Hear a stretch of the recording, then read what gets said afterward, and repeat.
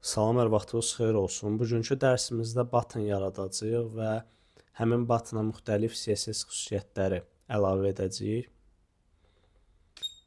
Yadınızdadırsa, keçən dərs navbar hazırlayanda biz belə bir folder yaratmışdıq və o folderın daxilində müxtəlif işlər görmüşdük. Belə bir navbar yaratmışdıq. İndi bu navbara əlavə olaraq button əlavə eləyəcəyik və ona müəyyən xüsusiyyətlər verəcəyik. Gəlin bunu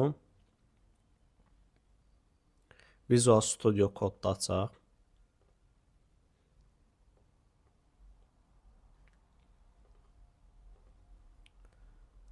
Deməli, Open Folder deyirik ki, faylımız tam olaraq görünsün.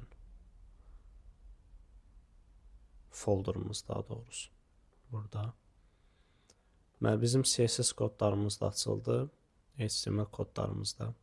Show preview eləyək. Deməli, button əlavə eləmək üçün bizim button tagimiz var və bu tagin daxilinə məsələn nə yaza bilərik? Login yaza bilərik.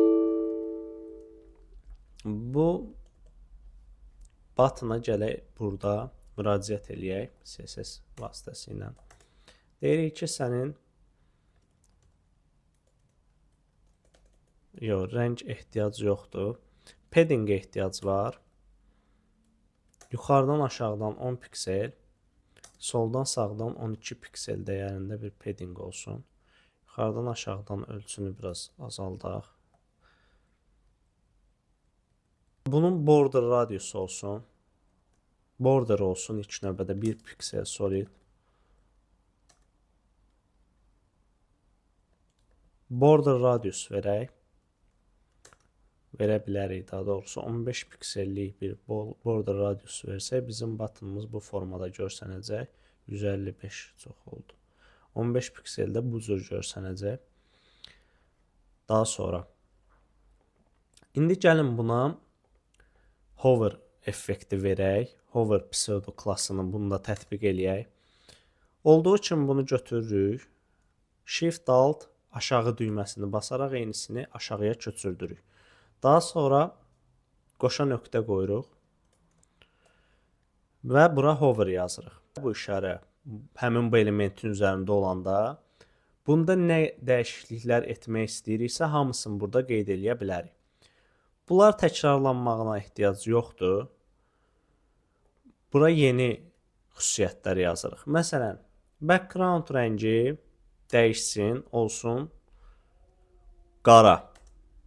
Öz rəngi də dəyişsin, olsun ağa yaxın bir rəng. Gördüyünüz kimi belə bir görünüş alındı. Sadəcə olaraq bizim borderımız olduğu üçün burada bu kənarlığın görünməyi xoş bir görüntü yaratmır. Ona görə buradakı borderi silirik. Gördüyünüz kimi yenə də burada bir kölgə qalır. Bizim görmədiyimiz burada bir border var, çox az da olsa. Ona görə həmin borderi ümumiyyətlə yoxa çıxartmaq üçün biz border xüsusiyyətinə none dəyərini veririk. Gördüyünüz kimi artıq heç bir kölgə burada qalmadı. İndi gəlin bu hover effektini digər bu elementlərimizə də verək. Məsələn, gələk nav-li-anı kopyalayaq və bura A-lara, navın daxilindəki, li-nin daxilindəki A-lara hover effekti verək. Necə bir hover effekti olsun? Rəngi dəyişsin və belə bir rəng alsın istəyirik. Qalan hər şeyi silək. Aha, gördüyünüz kimi rənglər dəyişir. Hər şey əladır. İstədiyimiz kimidir.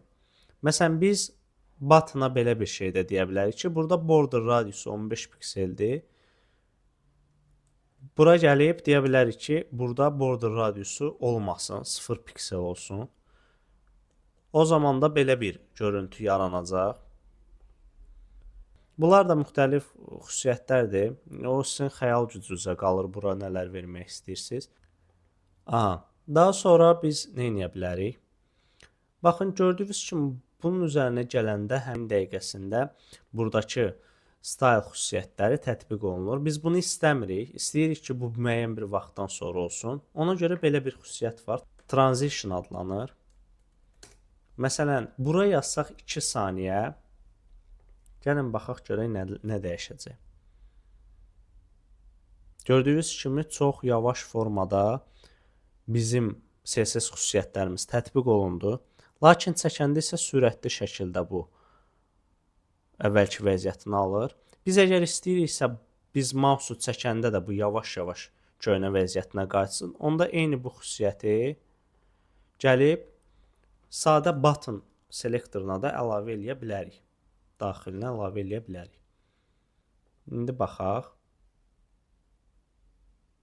Gördüyünüz kimi öz əvvəlki vəziyyətinə də çox yavaş formada qayıdır. Məsələn, normalda bu menyu hissəsinin, navbarın müxtəlif hissələrinə müraciət edəndə bunların transitionu 0.4, 0.5 saniyə olmağı daha uyğundur. Məsələn, gəlin bunun özünə transition verək, 0.4 saniyə.